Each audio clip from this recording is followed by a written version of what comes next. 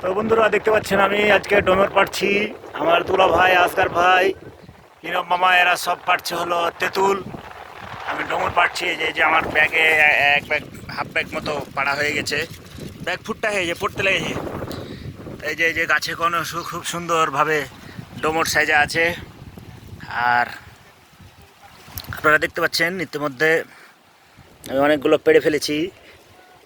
তারপরে আরও সাইজা আছে। আমরা ভাবছিলাম যে ডোমর হয়নি, হয়ে গেছে। ডোমর অনেক সুন্দর হয়েছে। এই যে অনেক অনেক প্রচণ্ড বাতাস বইছে, প্রচণ্ড বাতাস, প্রচণ্ড বাতাস। এই গাছের ডোমর আমি অনেক প্রায় 3 বছর থেকে আমরা 3 বছর 3.5 বছর থেকে আমরা এগুলো ডোমর পেড়ে খাই। দুইটা গাছে যা ডোমর হয় আমরা পর্যায়ক্রমে আসি আর পেড়ে পেড়ে খাই। হ্যাঁ, তো গাছটা খুব ইজিলি উঠার জন্য আমি খুব সুন্দরভাবে উঠেছি এখান দিয়েই।